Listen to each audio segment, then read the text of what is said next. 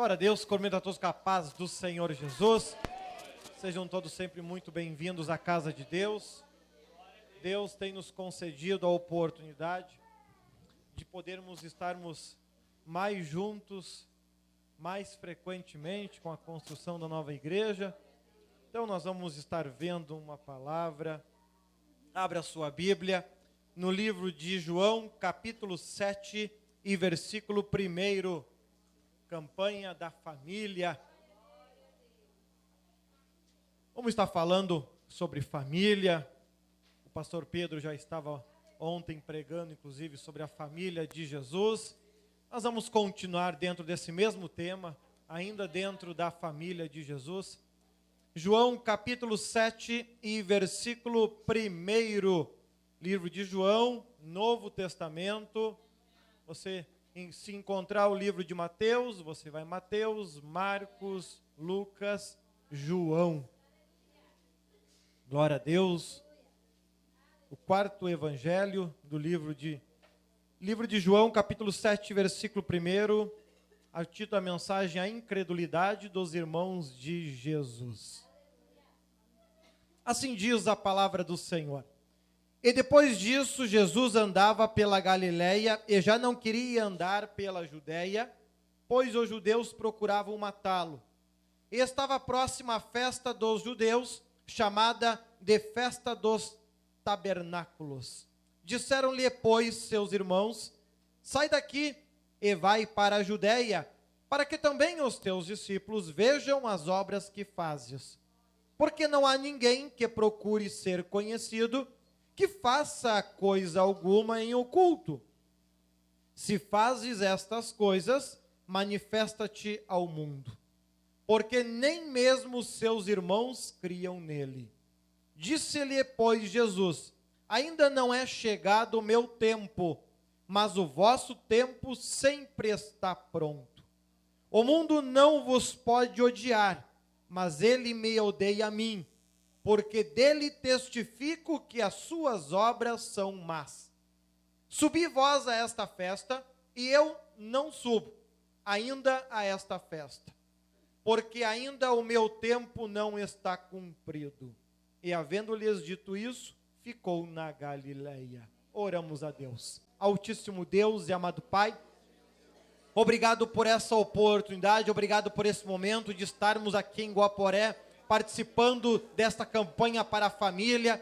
Tenho certeza que cada um está colocando a sua família na tua presença, está clamando a ti por bênção, por vitórias, por milagres, mudanças, transformações, que de forma natural, quem sabe já não acreditam mais nesta possibilidade, mas estão confiando e acreditando em ti, que é poderoso, Deus do impossível, poderoso para manifestar toda sorte de bênção, de graça e de milagres. Muito obrigado por tudo, nas tuas mãos os colocamos. Dai sabedoria para cada um poder ouvir e entender a tua palavra, que o inimigo não venha tapar os ouvidos e impedir a compreensão, mas que a tua graça seja abundante em cada um de nós, hoje e sempre, em nome do Pai, do Filho e do Espírito Santo de Deus. Amém? Os irmãos podem sentar. Aleluia. Glória a Deus. Aleluia. Glória a Deus. Como às vezes eu passava bastante tempo sem vir para cá, vamos tentar igualar os nossos conceitos. Uma forma assim de eu estar falando a mesma língua que vocês e vocês estarem compreendendo aquilo que eu estou dizendo. Quando a gente fala, quando eu te pergunto, você tem fé? O que você diz para ti mesmo sobre isso? Eu tenho fé. Não, eu não tenho fé. Ou está naquele, ainda estou meio que descobrindo esse negócio. Sabemos que Paulo, ao falar com os hebreus, ele diz que a fé é a certeza das coisas que se esperam e a prova daquilo que não vemos. Ou seja, se eu preciso ver para acreditar, eu não tenho fé. Porque a fé é a certeza daquilo que não... Eu confio naquilo que eu não estou vendo. Eu confio em algo que agora não é possível. Eu cheguei na igreja hoje e tomei um café. Isso é ter fé? Não, porque eu sei que todo culto tem café. Então nós às vezes confundimos certezas com fé. Então eu digo, eu tenho fé. Sabe que a fé também é uma forma de agradar a Deus. Bom, o próprio apóstolo Paulo diz, sem fé é impossível agradar a Deus. Mesmo capítulo 11, né? Nós percebemos que no passado, no tempo de Cristo, milagres eram muito comuns entre o povo. Muito comuns. Era comum Cristo manifestar uma quantidade de milagre exorbitante.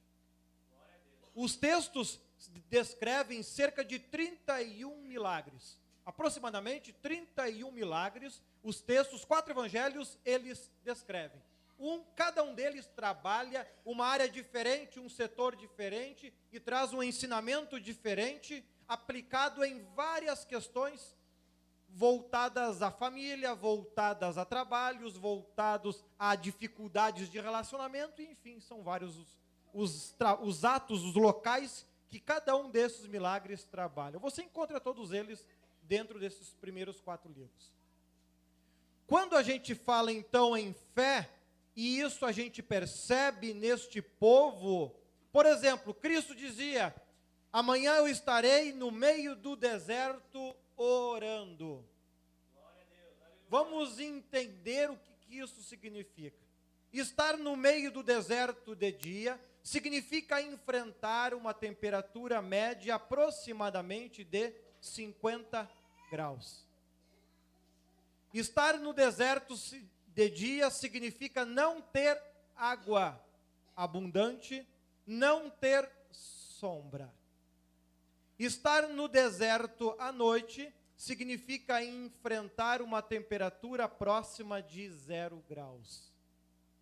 Ou seja, então nós estamos falando que participar de um culto no meio do deserto é se adaptar a uma variação de temperatura de aproximadamente 50 graus em um único dia. Não é em vão que nada cresce lá, com raríssimas exceções. E a gente, quando observa a primeira multiplicação dos pães, o povo passou 3 dias escutando a Cristo. Nestas condições. Por estarem no meio do deserto, nessas condições, estavam praticamente sem comer e sem beber. Os discípulos já se preocupavam com isso. E o povo continuava aos pés de Cristo, ouvindo e querendo aprender mais dele. Vamos transportar para o nosso tempo, por quê? Porque o Jesus daquele tempo é o mesmo de hoje. Não mudou nada. Mas será que a fé daquele tempo é a mesma de hoje? Estamos começando a falar sobre fé. Agora, dia 9 de outubro, temos uma campanha lá em Canoas, onde estaremos comemorando 33 anos de fundação do Ministério Cristo ao Senhor. Não precisa ir a pé, vai ter ônibus, né, pastor?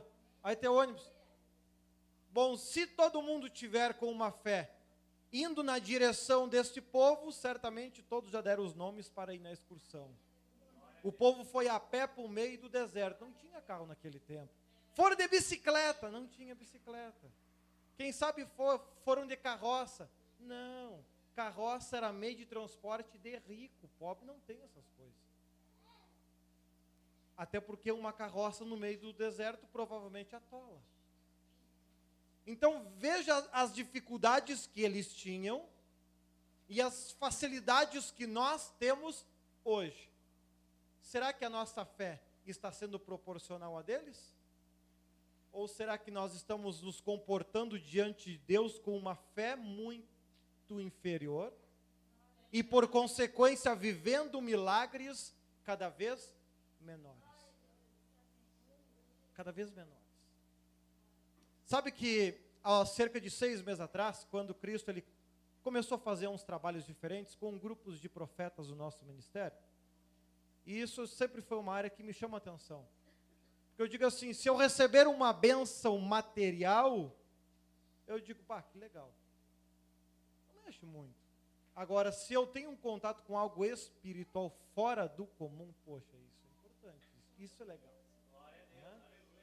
E várias curiosidades espirituais que eu tenho, eu comecei a desenterrar. Poxa, se Deus está abrindo esta possibilidade, eu posso voltar a crer e, quem sabe, fazer parte disso em algum momento da vida.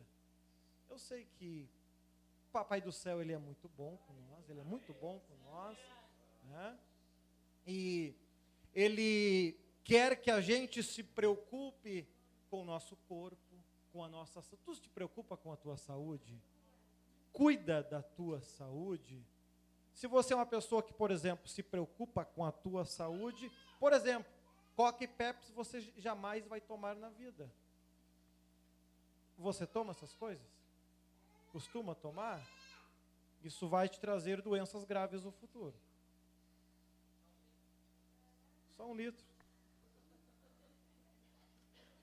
Sabe que na última reunião de pastores que a gente tem todos os meses, no último final de semana, nós temos uma reunião especial, onde a gente pode tirar as nossas dúvidas, direto, como se diz, direto com o mestre, e ele traz alguns ensinamentos especiais para nós. Eu sempre digo que, Deus me permitindo, eu quero viver pelo menos 150 anos. Quero poder fazer parte de uma geração que chegou a uma idade dessa, porque mostra, Cristo é vida. Se Cristo, eu vim para vos dar vida e vida com abundância, que me dê abundância de anos. 150 anos eu estou contente, não tenho pressa. E eu já falei isso em vários momentos, e muitos como vocês, não é nenhuma novidade, riem. E quando um dos anjos, que é mestre em matéria de saúde, ele estava vindo dar algumas instruções, ele estava falando sobre a questão do refrigerante, em específico a esses dois, ele diz, não bebam. Isso é como ácido no corpo de vocês. E ele deu algumas outras instruções para a gente se cuidar. Eu, pessoalmente, sou muito preocupado com a minha saúde, cuido muito disso, zelo. Pois, se eu quero chegar aos 150, eu tenho que me cuidar. Aleluia. E aí o anjo, ele estava falando, tá aí, a Emanuel e o pastor Pedro de prova, ele se virou para mim. E tu que disse que quer viver até os 150 anos? Aí depois, viu, até os anjos lá em cima já sabem que não adianta me esperar antes dos 150.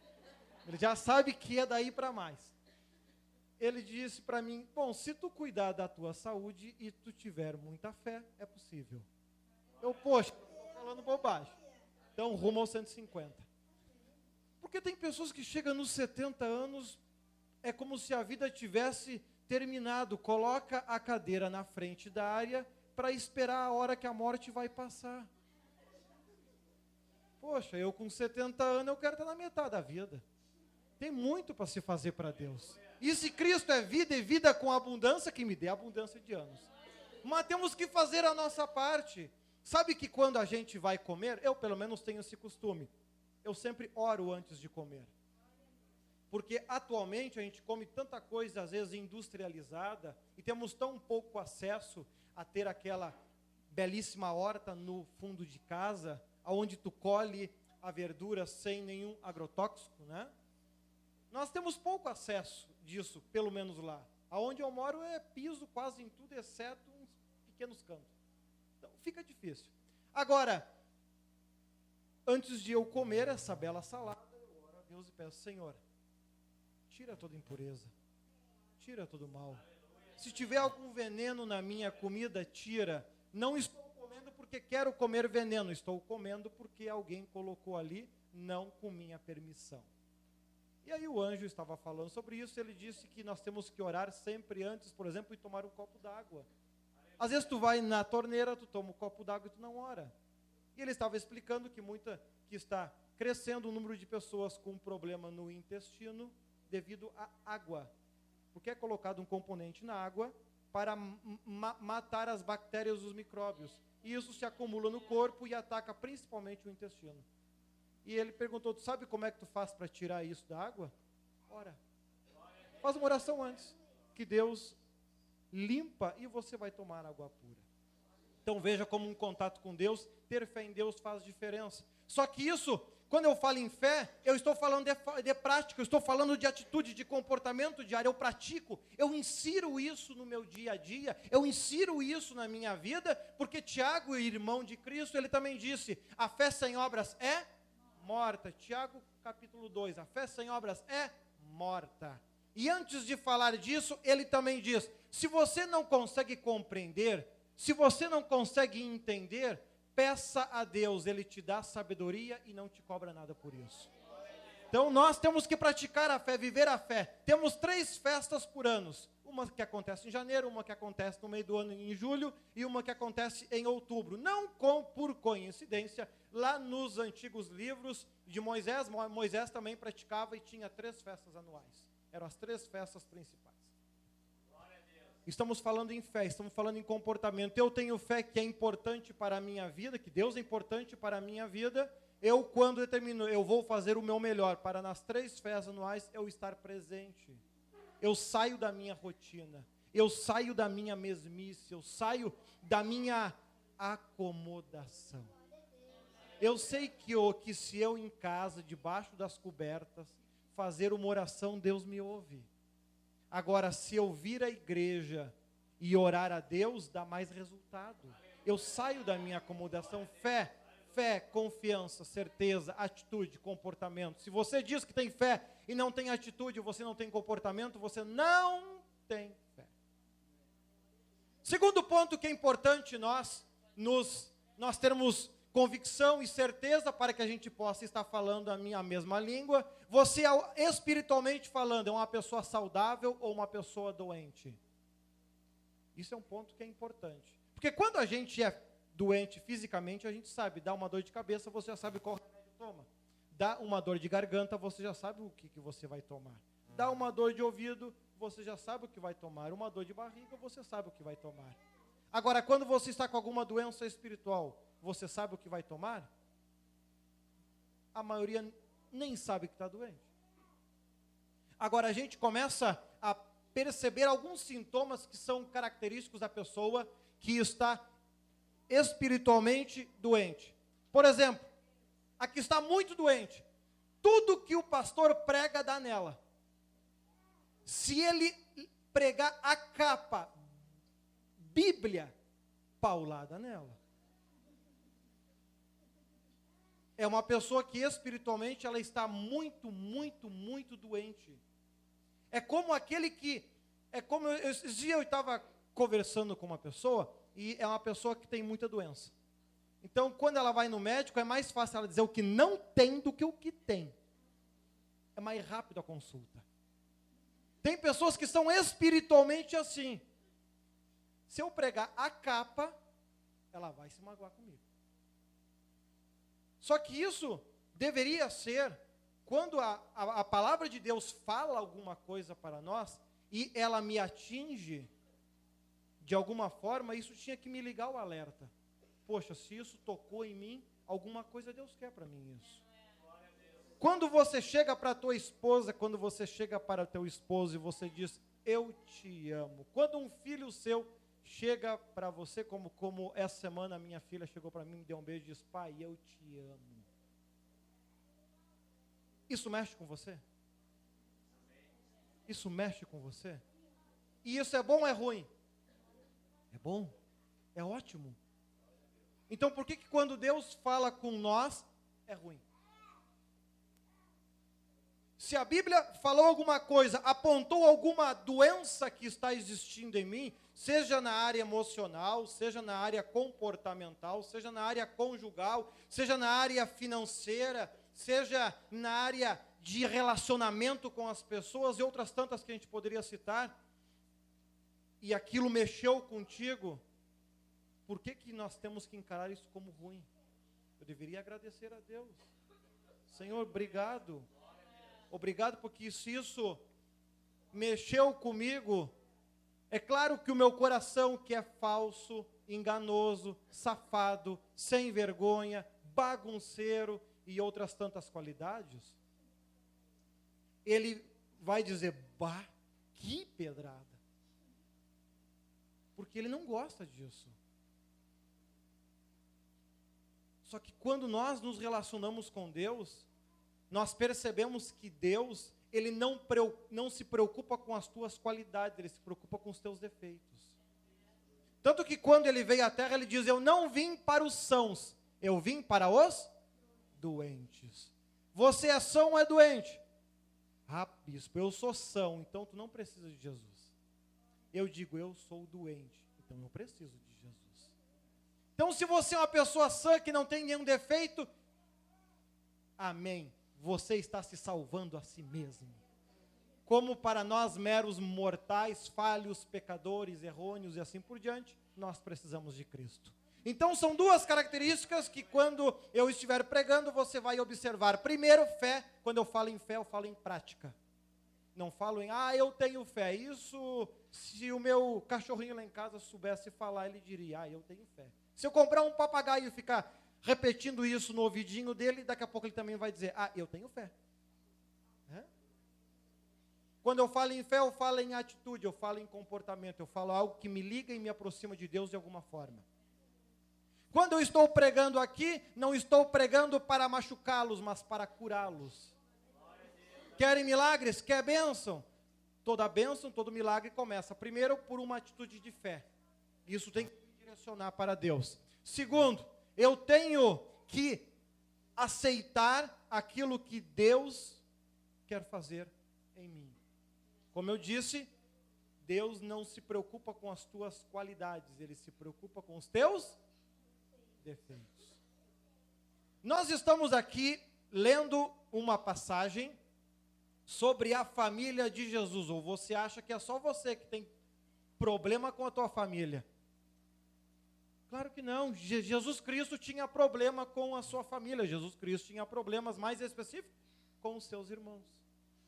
Nós estamos vendo aqui um texto e no começo ele destaca isso, que Jesus não ia mais à Judeia, porque estava sendo perseguido de morte. Amém?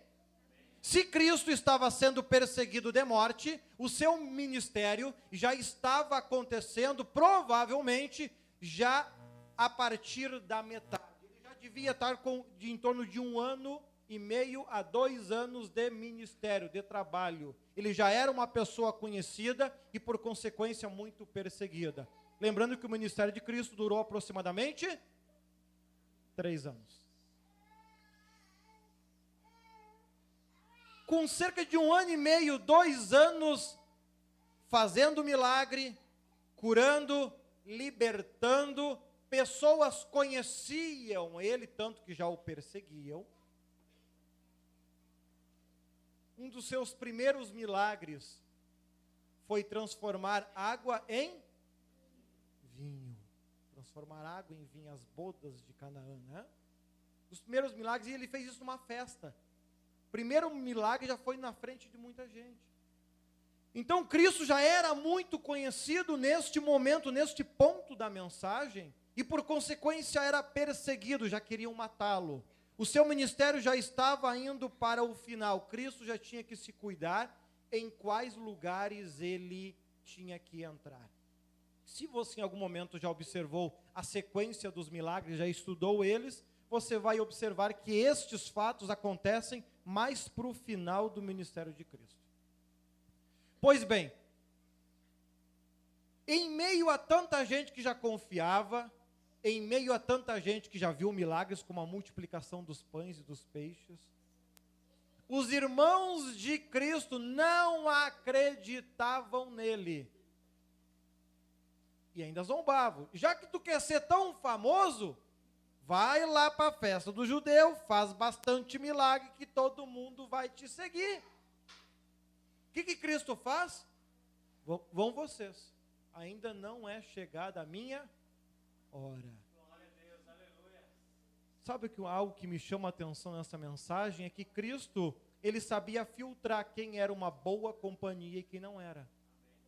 Cristo sabia separar. Se eu andar com esses caras, isso vai ser bom para mim ou vai ser ruim? Vai ser ruim. Então eu não vou. Mas são meus irmãos. Qual a diferença? Examina Aqueles que estão à tua volta são boas pessoas ou são pessoas ruins? Cristo fazia isso ao longo da sua vida, tanto que ele cumpriu com o seu ministério. Ele não morreu fora de hora. Ele nunca estava no lugar errado na hora errada. Ele estava na hora que tinha que estar. Sabe que, falando sobre isso, eu me recordo agora, que eu já escutei algumas pessoas dizendo: Deus tarda, mas não falha. Discordo. Deus nunca tarda, Ele faz as coisas quando tem que ser feita. Deus nunca atrasa.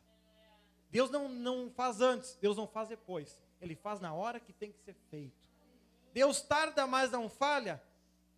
Meia verdade e meia mentira. Deus não faz nada fora da hora. Ah, Deus esqueceu de mim. Ele pensa em ti 24 horas por dia. Como é que Ele esqueceu de ti? Mas se você lembra de Cristo 24 horas por dia? Ah, eu tenho compromisso. Pois é, o compromisso de Cristo é com nós. E o nosso compromisso é com quem? Então nós começamos a observar aqui neste texto que Cristo era uma pessoa prudente. Ele tinha poder, ele fazia as coisas acontecerem, ele caminhou sobre as águas como se estivesse dando uma voltinha na praça.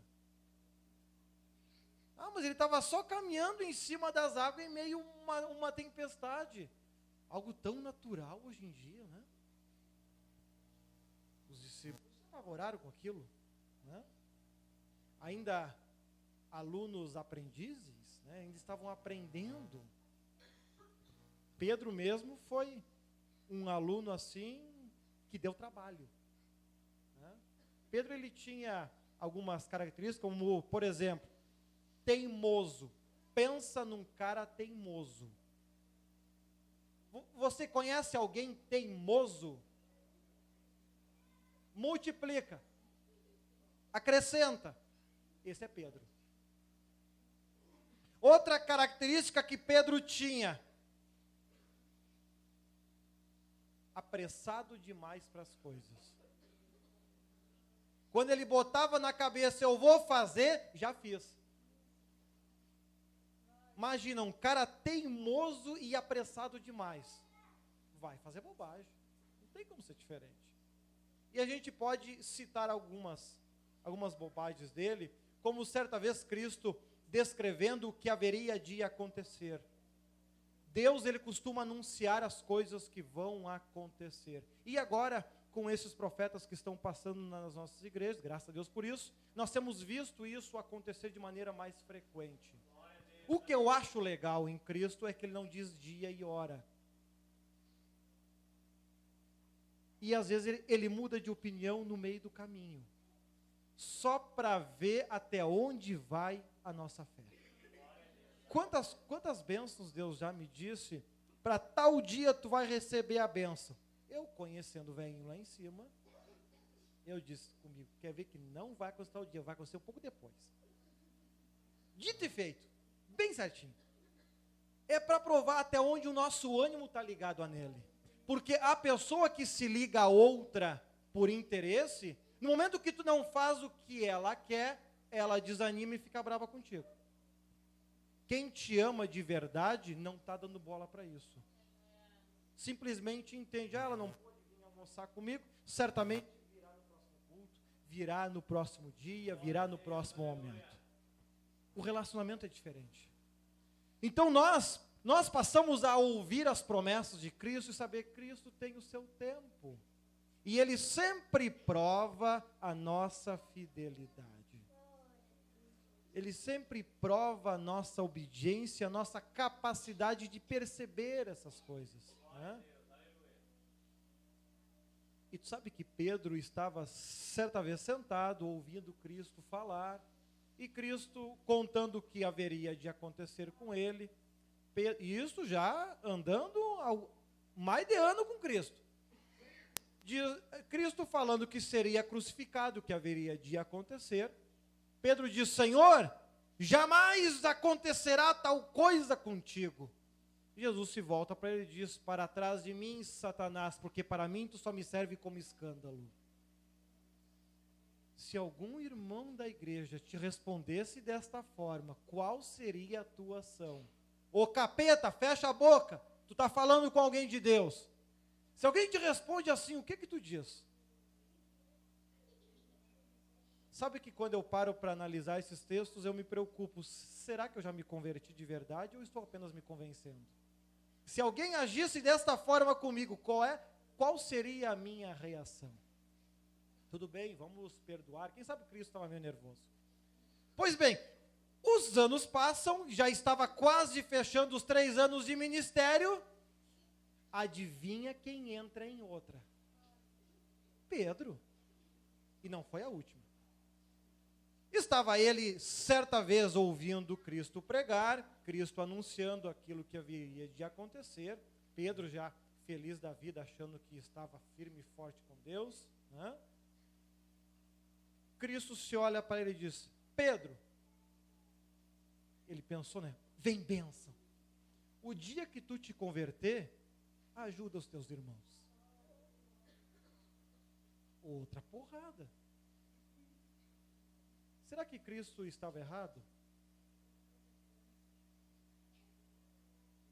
Terceira pedrada e última. Certa vez estavam eles conversando e Pedro diz novamente, olha a pessoa impulsiva passando. Jesus, se preciso for, morrerei contigo. E Jesus olha para ele e diz, Pedro, ainda hoje 3 vezes me negaram.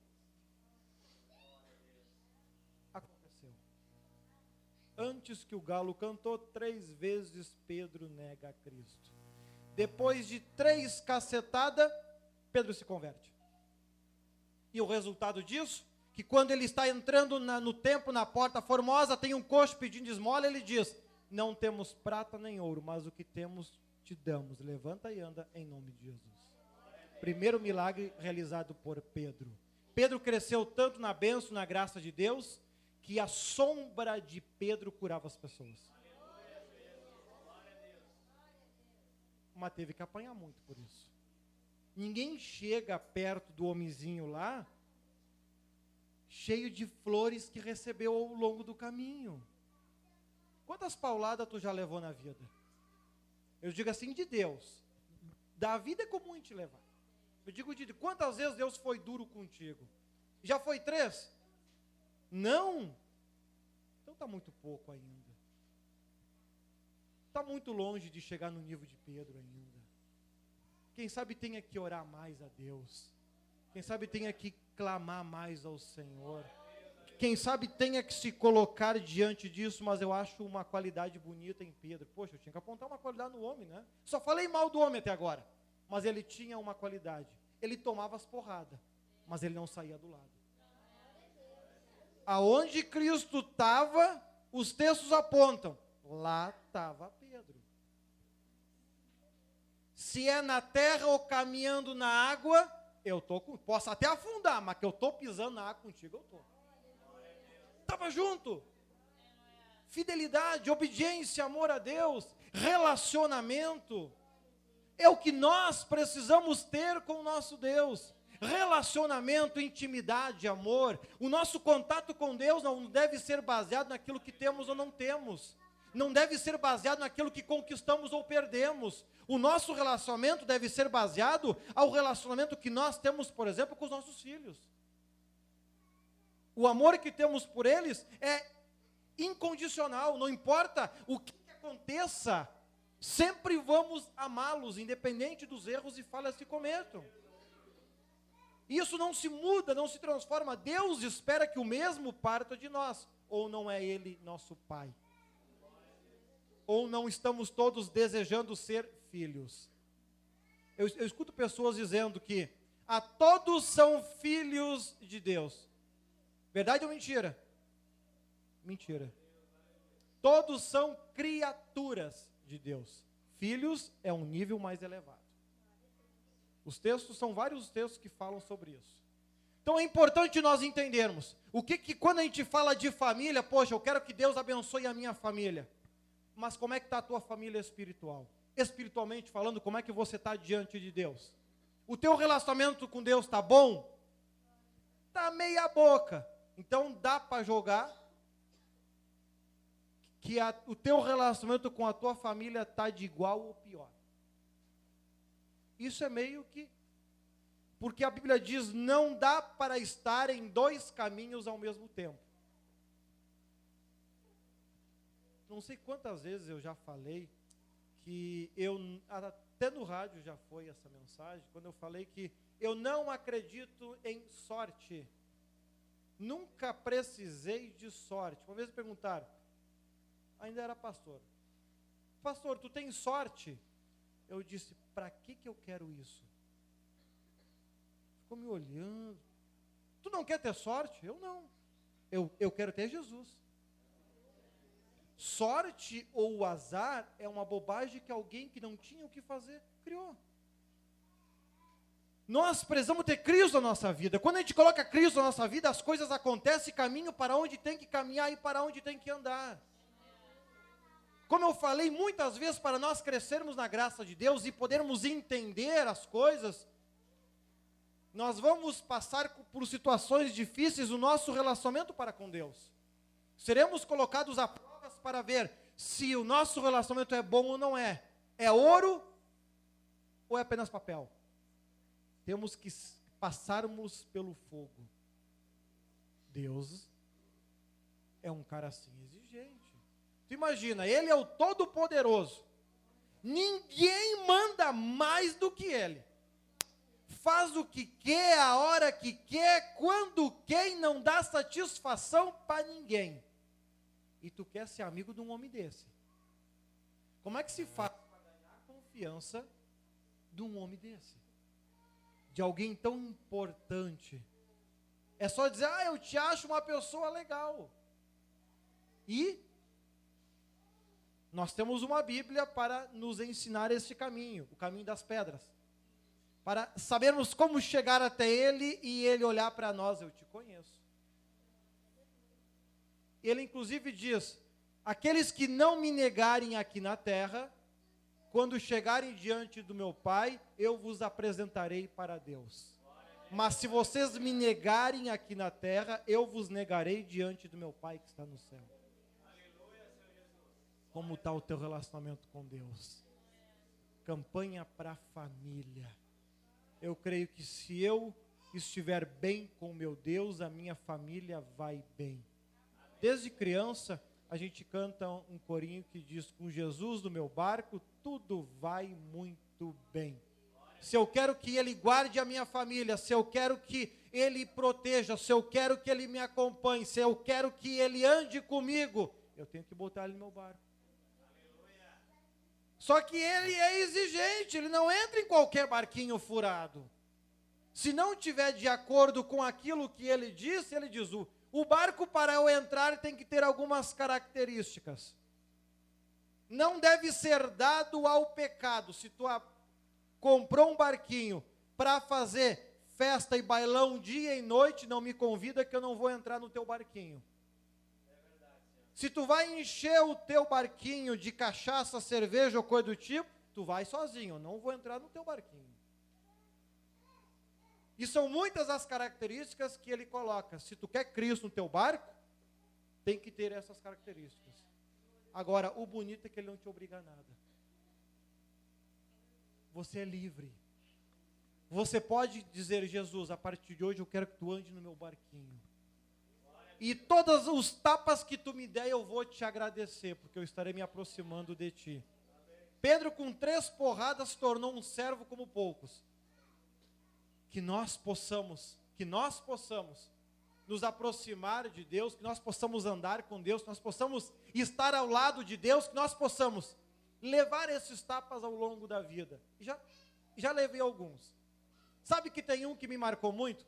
E entra bem dentro desse assunto, campanha para a família. Eu tinha lá por volta dos 14, 15 anos, não faz muito tempo, não faz tanto tempo assim, né? Eu tinha lá por volta dos 14, 15 anos e aquela coisa de juventude, sempre tem um problema com o pai. E eu sempre tinha problema com o meu, né? Se vier, porque eu nem falava quase com ele. E um dia, em uma dessas épocas, um anjo usando a mãe ele disse, eu vou te pedir uma coisa. Eu disse, pede. Tu vai chegar para o teu pai, tu vai pedir perdão a ele e vai dar um abraço. Deu vontade de pedir se não dava para abrir um valo, algo do tipo, limpar a igreja um ano. Poxa, porque naquele momento, para mim, era mais fácil. Mas enfim, o que eu vou dizer para o homem, né? Bora lá fazer isso. Deus sabe o quanto foi difícil. Mas fui e fiz bem certinho como ele disse. Os anos se passaram e hoje eu e meu pai temos um relacionamento maravilhoso. Então são coisas que a gente tem que enfrentar na nossa personalidade, no nosso eu, que Deus está enxergando. Deus está vendo, isso vai corroer e destruir com o teu futuro.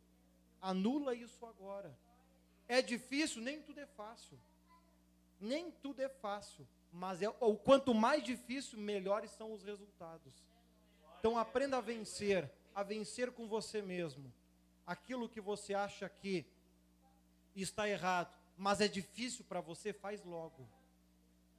Faz logo. Hoje eu consigo entender. Isso são obras malignas que ficam trabalhando na mente da pessoa. E são obras malignas que não se expulsa na igreja. São obras malignas que dificilmente um pastor ou um bispo vai dizer para você que você tem. Porque são obras malignas que entram pelo teu livre arbítrio, teu livre direito de escolha. E isso ninguém pode interferir. Acabei de falar que nós só temos dois caminhos, ou caminhamos o caminho que leva à condenação, ou o caminho que leva à salvação. Durante toda a tua vida você vai estar escolhendo em qual caminho você vai querer andar. Tem gente que é que nem macaquinho, um dia está no caminho bom, um dia está no caminho ruim. Um dia no caminho bom, outro dia está no caminho ruim. Outros já vão só pelo ruim, porque é mais fácil para não ter que estar pulando. Mas tem alguns que já perceberam que vão viver aqui na Terra no máximo uns 150 anos, como eu. E depois vão ter que passar uma eternidade fora daqui. Como é que vai ser o negócio? Mas aí tem aqueles que dizem, mas eu sou ateu, eu não acredito em nada. Amém. Então vamos botar a minha fé, a minha convicção com a tua convicção e vamos ver no que dá. Eu sou bispo e acredito que existe uma vida após a morte.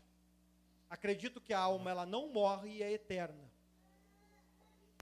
Eu vou passar a minha vida dentro de igrejas, andando de uma para outra, conforme assim Deus quiser, vou pregar, vou literalmente comer a Bíblia, porque é a parte que eu mais gosto de tudo isso. E o dia que eu sair daqui, eu acredito que eu vou morar com Deus. Se você que é ateu estiver certo, e não existir nada disso, eu terei feito muitas amizades, terei ajudado a muitas pessoas, e vou partir daqui deixando um legado de famílias restauradas, de pessoas felizes e abençoadas. Já estou contente. Mas vamos analisar a tua situação. Você que é ateu. Se você estiver certo, tu vai viver a tua vida, fazer tudo o que dá na cabeça, vai morrer e desaparecer. Agora, se eu estiver certo, tu está lascado. Não plantou nada, vai colher o quê? No final das contas, eu continuo acreditando. Eu estou numa posição bem mais vantajosa que a sua. Então eu prefiro continuar acreditando. Mas enfim, cada um faz o que quiser com a sua vida. Cada um assume os riscos que quiser e toma a consequência que desejar. Acreditar em Deus sempre é a melhor escolha. Quando você decide ter uma vida para com Deus, você ganha em todos os sentidos. Vive muito mais. Vive muito mais. Eu tenho lá em Canoas uma diaconisa, ela deve estar por volta dos 91 anos. Tem 91 anos e fica lá na porta, toda semana, no mínimo uma vez a semana ela está lá na porta. Tem 91 anos. Eu disse, vossa, a senhora chegou aos 91 e se converteu lá pelos 60, imagina eu que nasci dentro da igreja. Eu vou 150, não tem outro caminho. Está lá firme com Deus. Tem ímpio que não chegou nem na metade. Estamos ganhando. Não sei quantas pessoas que já vieram me procurar, estavam, por exemplo, com problemas matrimoniais.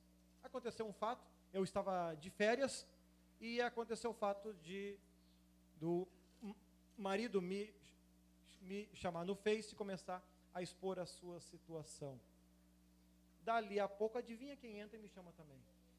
A esposa. Eu estava ao mesmo tempo conversando com os dois. Eu estava lá de férias, mas isso não tem problema nenhum, porque é tão bom isso. Né? São pessoas que não pertencem à nossa igreja, mas têm uma confiança em mim com isso muito grande. Isso faz um ano já, e os dois estão bem. Um outro caso também do marido, ele entrou no meu Face, porque a esposa tinha pedido divórcio. Ela pediu divórcio, não queria, ele também não é da minha igreja, e ele começou a tirar algumas dúvidas e fazer algumas perguntas. Eu disse, tá, mas é que eu não conheço muito a vida de vocês, fica difícil para mim entender o que está acontecendo. Me conta um pouco da tua vida. Como é que tu acredita que é como marido? E ele começou a me contar umas coisas, e eu vi algumas coisas que estavam erradas, comecei a aconselhar para mudar algumas coisas. Hoje eu estava olhando no Face, e a esposa dele fazendo declaração de amor para ele no Face. Então, Deus muda isso. Quantos casais que estão com problemas, que têm contendas, intriga, e que estão bem, que estão felizes? Amém! Eu acho que o nosso propósito de vida tem que ser esse. Não é verdade? Quando eu penso, eu quero ter um relacionamento com Deus, qual é a melhor forma de eu agradar meu Deus? Ajudando meu próximo. Segundo mandamento, amar ao próximo como a ti mesmo. Não olha para as coisas que acontecem na tua vida. Te preocupa com as coisas que acontecem na vida do teu irmão. A tua vida entrega na mão de Deus, confia nele e ele tudo fará. Deixa Deus guiar, que ele sabe o que é melhor. Te preocupa fazer o bem sem olhar a quem.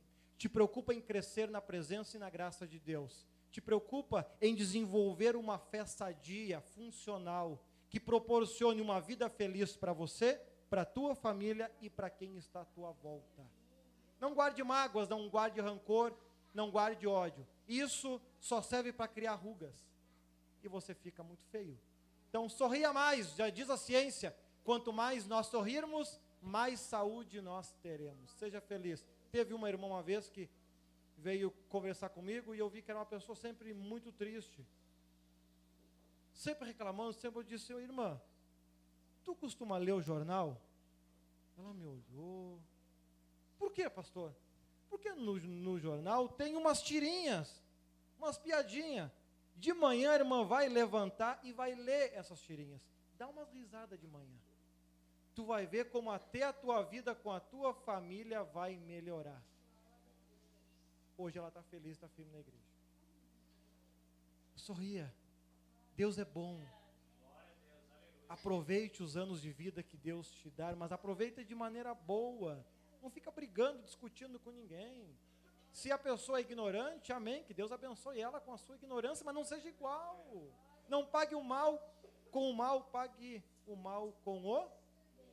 Os textos a gente conhece de cor, a questão é a prática agora. Então vamos nos colocar para esse momento, vamos orar ao nosso Deus, vamos orar ao nosso Senhor. Coloque a tua mão direita na altura do teu coração. Vamos pedir para que Deus possa abençoar a tua vida. Ele conhece aonde tem que começar essa mudança, principalmente aí no teu lado espiritual, no teu lado emocional. Você tem que estar forte com isso, senão o resto é difícil trabalhar. Feche os olhos, ore, clame ao Senhor Jesus, Altíssimo Deus e amado Pai. Estamos certos de que estar na tua presença é o melhor caminho e a melhor escolha. Ao compararmos com outras situações, acabamos descobrindo que continuamos fazendo a melhor escolha, tomando a melhor decisão. Pedimos a Ti, ó Deus, que o Teu poder, a Tua graça e a Tua bênção venha iluminar, abençoar, fortalecer, venha renovar, venha nos dar capacidade para estarmos contigo, capacidade para fazer a tua vontade, aprender a tua palavra, entender o teu conhecimento, nos aproximarmos de ti, nos agarrarmos contigo, para que a fé, a confiança, a certeza, o amor por aquilo que é teu e pelas pessoas que colocares no nosso caminho, de alguma forma, a tua palavra possa ser transmitida, Senhor, a eles, e eles possam se encontrar com a tua paz, com a tua alegria, com a tua felicidade, com a tua graça, com a tua bênção, pois cremos, ó Senhor, que o teu Espírito seja vivo em cada coração, seja vivo em cada vida, em cada lar, em cada casa aqui representada, através desses que aqui estão fazendo essa campanha, que no domingo, ao encerrar essa campanha, dos nomes serem queimados e oferecidos a ti, assim como era feito com as ofertas do passado. Assim, Senhor, possamos oferecer o nosso melhor, porque cremos, porque confiamos, porque acreditamos, porque estamos oferecendo o melhor para o melhor dos deuses, o melhor dos senhores. Não há ninguém melhor do que tu. Esteja conosco para tudo sempre, no nosso coração, na nossa vida, na nossa casa, em o nome do Pai, em nome do Filho, em nome do Espírito Santo de Deus. Amém? Palmas para o Senhor Jesus. Está com a palavra o pastor Pedro esse momento.